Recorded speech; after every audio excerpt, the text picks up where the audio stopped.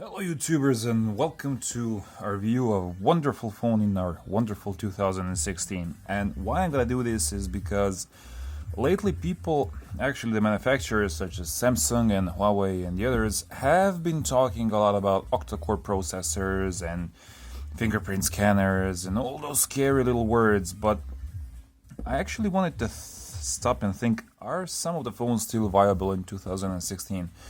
So generally what I wanted to talk about is this little creature, the Sony Z1 Compact, which came out in 2014. And just for the reference, this is my first phone review ever and definitely the last one, but I find that this phone actually deserves a spotlight in 2016, and I'll be very brief in explaining why.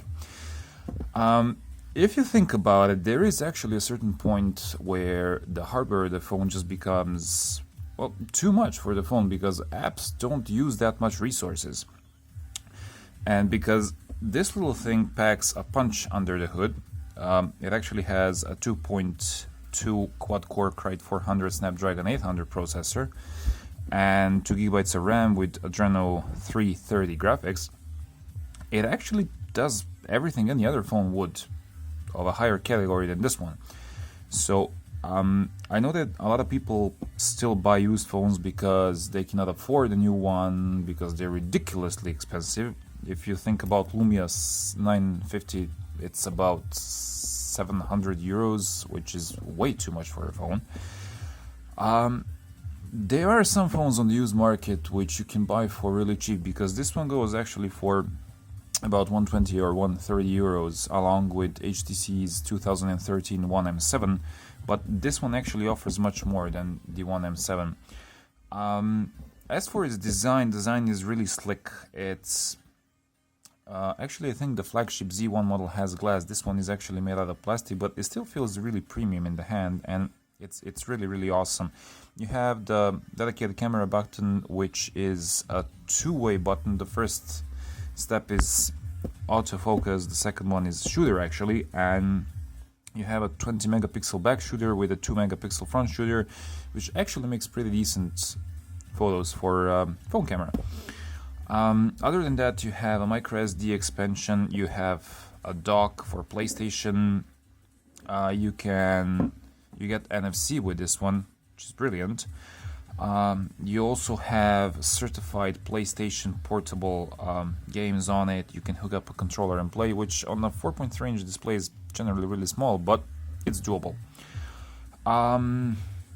As for the phone itself, it comes with an HD display about 320 ppi, if I'm not mistaken, and a 720p resolution, which is fairly good because if you have the Adreno 330 graphics along with quad-core 2.2 Snapdragon 800 and on a 720p display with 323 ppi density, it's actually a powerhouse because the processor doesn't have to push so much. You know, it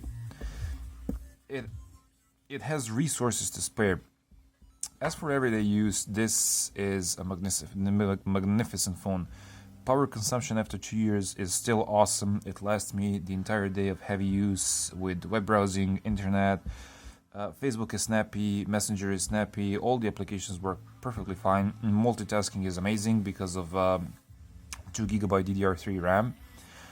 Gaming is actually wonderful, and I'm actually going to show you some of Asphalt 8, which I still play, and in my opinion is a really awesome game.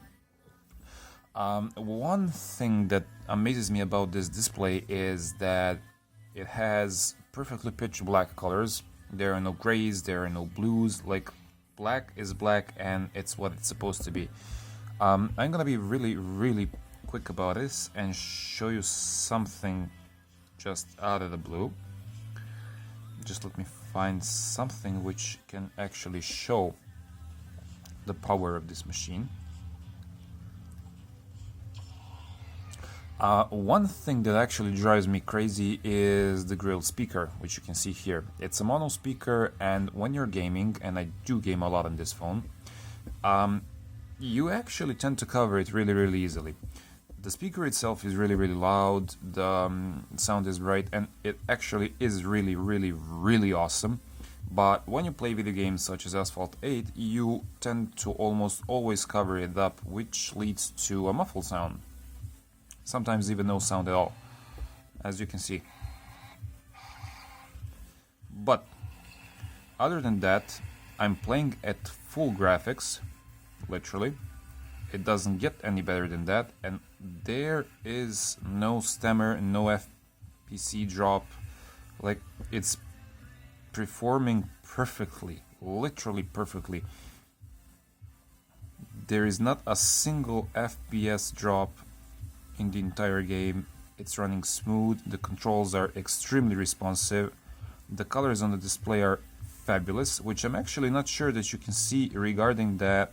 I'm using my very old Xperia SP to record this one, and the display offers much better colors than what you can actually show on the video, but I'm sorry, you'll just have to take my word for it.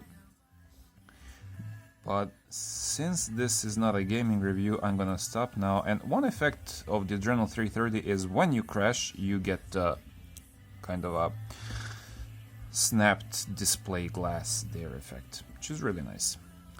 So, as for the software, the game itself, sorry, not the game, the phone itself is running Android 5.1.1, which is official coming from Sony, along with a few its apps and the Sony UI, which is extremely minimalistic.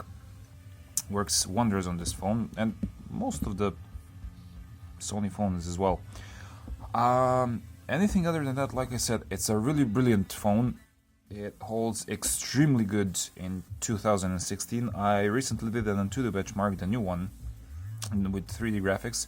It scored, after continuous benchmarks, it scored 46,000 to 47,000, depending on heat of the processor and use. So if you're actually thinking of buying this little phone in 2016, it's extremely viable, it's awesome, it offers a lot. New you can find for about 220 euros, used on eBay and such sites you can find for about 120, 130 euros. This one is in excellent condition, and like I said, other than the grill speaker, which is covered really easily but offers a great sound, the phone is perfect. It's awesome. It does wonders, and there's no use of spending hundreds and hundreds of euros for a new phone when you can actually get everything in this little thing, because Sony actually built it pretty well. And I had a lot of phones during the years, Samsung phones, HTC phones, iPhones. Sony for some kind offers a lot for its price. It's minimalistic, it's dependent, it's reliable, the battery is good. I am also a huge fan of HTC M8, which has the wonderful boom sound speakers. They are pretty much the same under the hood. The only difference is that the M8 has Snapdragon 801, which is a little bit clock higher, but both come with Adrenal 330 graphics. The boom sound speakers are awesome, but if you're looking for a practical phone, something that fits in your pocket, that it's really dependent and reliable, this is actually a phone for you. So in order not to make this extremely long, I bid thee a good day.